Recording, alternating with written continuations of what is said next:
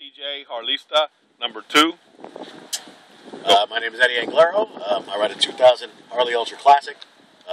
She's only my second Harley. Used to have a 2005 Sportster, and I was just in a lovely wreck with it. And that bike saved my life because she took the damage and I didn't. The bike got rear-ended. I got thrown with a bike and get a scratch on it. I ride since I was a kid. I used to not quite legal means with motor scooters as a kid. Moved up to a old Honda. I started riding around with that, and been Harley ever since. And I would not take another bike if you paid me. Being a Harlista is part of my life. It's my family. My kids are around this. My wife is with me.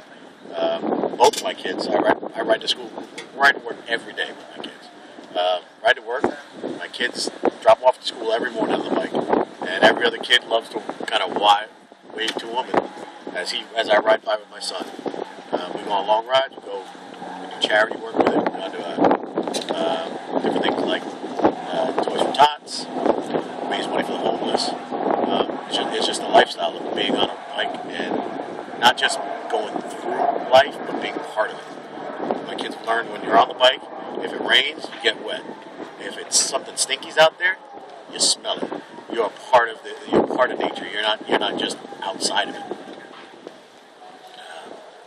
So tell me, if you had the ultimate dream, the ultimate ride, what would you do?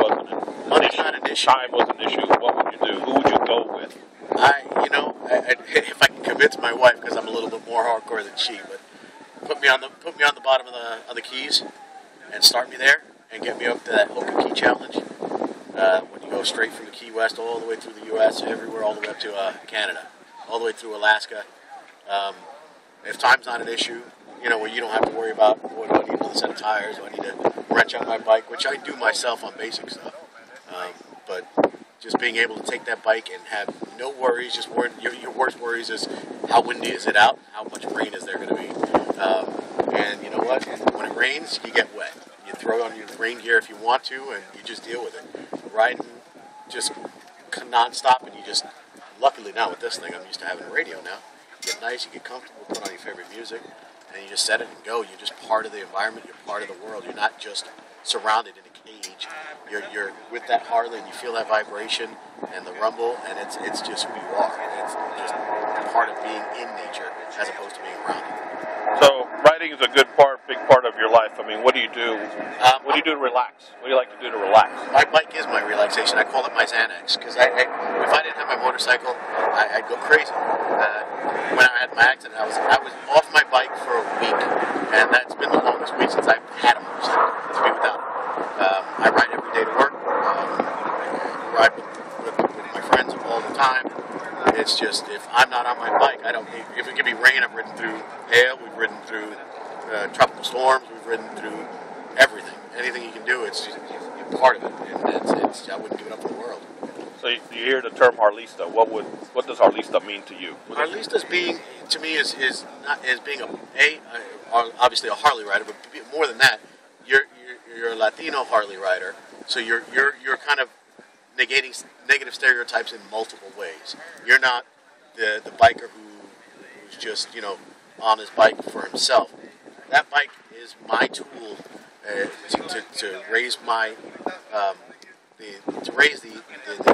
concept, the negative connotations that some people have towards bikers. Not only that, towards maybe even the Latinos, change stereotypes of, hey, you know what, Latinos will ride. You know what, there's my Harley. I can put all the miles in the world on it. She's there with me all the time. You don't have that connotation of, we don't do anything for the community. You know what? I put up our record as bikers against anyone in the world. It's what we do dollar for dollar for other people. We use our passion to change the world. So, riding, you always have good thoughts, bad thoughts. Any sad thoughts of things that have happened while you've been a Harlista? You try to never focus on the sad, because you know what? It's unfortunately sometimes there's an old saying with bikers. It's not a matter of when you're going to crash. If you're going to crash, you're gonna. It's just you're going to go down. And, we've had friends go down. We've lost friends. I've been you don't ever focus on that. You want to just pick up and go on. I mean, it's so like horseback riding. You get up and want to get back on that horse immediately. Just having my wreck a little while ago it was scary as all heck. I mean, I was thrown onto the middle of the road on the 4-lane highway, and I got up, and when the ambulance came, the first thing I said was, "I'm not going anywhere until I know where my bike is going."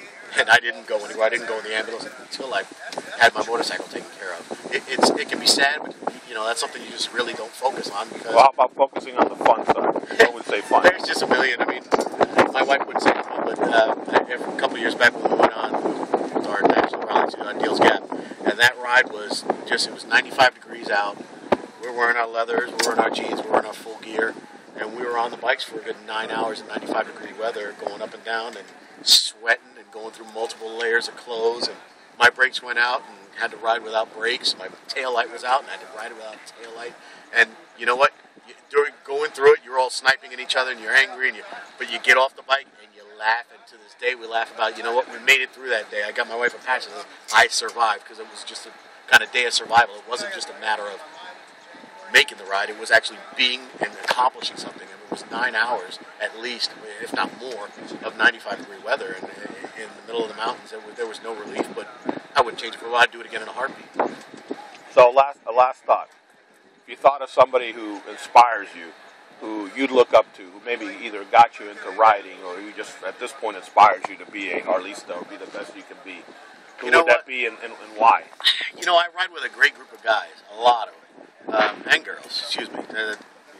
Guys and girls that are just tough as nails, and to pick even one of them is going to kill me because every one of them, for different reasons. You've got guys who are great mechanics, and I walk up to it and say, "Hey man, this little sound's going off on my bike. What's that sound? What's that doing?" This is my first Ultra Classic, so I've never experienced this. Does this bolt supposed to wiggle like this? Is this supposed to go like that? And you can go up to everyone, and every one of them will do that. Or I used to have a Sporty, and I can go to somebody else and go, I had the Sporty. When this happened, you might want to check on this, and just the brotherhood that you get. That literally happens with everyone.